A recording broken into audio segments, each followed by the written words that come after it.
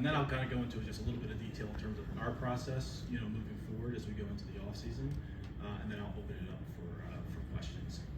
So probably the NFL storyline that I followed most since our season finished is really what's going on with Detroit. And part of that is just like my friendship with Brad Holmes, and really excited for him and happy to see what they've done up there. But it's been pretty cool to see and follow them, given the fact that they've hosted their first home playoff game in 30 years. And watching the game against the Rams, watching the game against the Buccaneers, seeing the energy in the stadium, seeing the team feed off of it, it's been pretty cool to watch. Just honestly, as an NFL fan, and it kind of got me thinking, what's it going to look like or sound like or feel like when we are hosting a home playoff game here in Cleveland.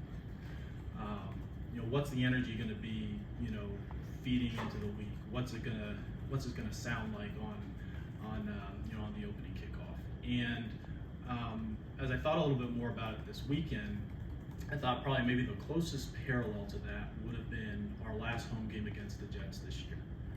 I think about that night and how much it meant for me, a bunch of really our entire organization, our city, our fan base, and there are a number of memories that kind of stick out. It's the electricity in the air pregame, as our players were warming up. There were probably wasn't an empty seat. I remember Nick whipping out the Batman mask and putting it on and smashing the guitar and kind of working the crowd into a frenzy. I remember like the roar of the crowd when we scored our first touchdown. And when the game was in hand, I remember walking down to the field level and sensing this like palpable anticipation, because everybody knew what was about to happen as we were bleeding out the clock. The other thing that kind of stands out to me tonight is like kind of this concept of family. I remember kind of surveying the field and seeing Kevin's kids at the sideline, the waiting moments. JW's, Paul's. I have my oldest son with me, seeing Joe Flacco's kids in the locker room after the game. But not just in the literal sense, seeing kind of the familial bond between our players and our fans. I remember Jim telling our defensive players, "Hey, take a lap around the stadium. Go enjoy this with the fans." I remember, David, sharing a couple, drink or two with, some of the tailgaters. And that was all really special and cool and memories that I'll take with me for the rest of my life. But the thing that actually stands out to me most from that week happened the next morning. That morning, I got a text from Tom Telesco. Tom, as some of you know, he was my first boss in the NFL. And Tom, he was a very, very demanding boss. I've told this story a couple of times, that when I started off in scouting, I would always have to submit my reports to Tom. And they would come back marked up in red pen or red marker with, essentially all this constructive feedback about, this needs to be changed. And I would just get so frustrated because I was like, I can never please this guy. Like, he's so demanding. Am I ever going to get this right? Until the one day that you get the report back and it's like, there's no red pen. Like, I actually got this right. Like, I actually hit the standard. And so Tom, he sent a text that said, your team had every excuse available to you to be a 10-loss team, and your players, coaches, and staff never flinched. Good job and congratulations. And the reason that memory is so strong for me is for two reasons. One, it was kind of like the no red pen moment, right, from like your first boss in the NFL.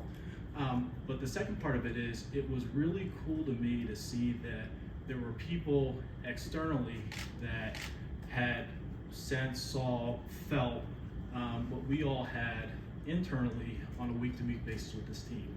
The thing that I'm most proud of, with this group of players, coaches, and staff is all the adversity that they overcame throughout the season. I talked a lot the last time I was with you all about turning challenges into opportunities for this organization. And I thought, the men and women, within the building, our players in the locker room, did a phenomenal job of that throughout the season.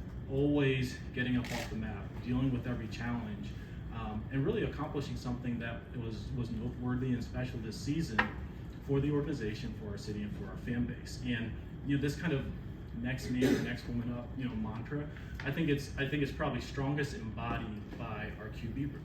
You think about PJ leading a go-ahead drive against San Francisco, and then a game-winning drive against Indianapolis the next week. You think about Deshaun, on one leg and with a hurt shoulder, leading us from playing a perfect second half and leading us down from 2 scores to beat the Ravens. Then Dorian the next week leading us on a game-winning drive against Pittsburgh, and then obviously Joe playing really well through the last quarter of the season to lead us into the playoffs.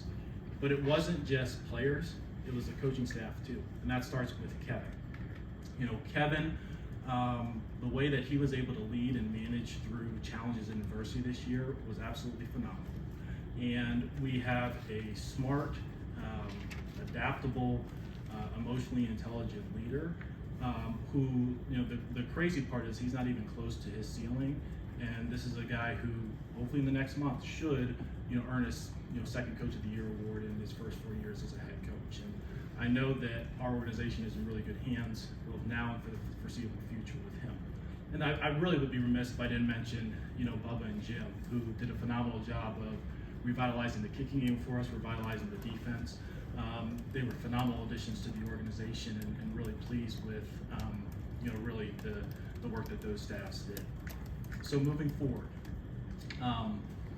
so this is the point in the year where the next few weeks, it's really reflection and self-assessment. We look at everything that we did, A to Z, on the field, off the field, with the goal of improvement. And it's really not just improvement, but positioning the organization in a way where, we can have our personal playoff game in 29 years, where we can consistently produce playoff teams and deep runs, and ultimately the goal is to bring the franchise its first Super Bowl. So all the decisions moving forward will be with that goal in mind, and at times that may lead to hard and uncomfortable decisions, but everything will be with that mindset for improvement. And it's because we know that our fans will appreciate it. We owe it to our fans, we owe it to the city, we owe it to the players, coaches, and staff in the organization. That's really our fiduciary responsibility. So with that, I'll open up for questions.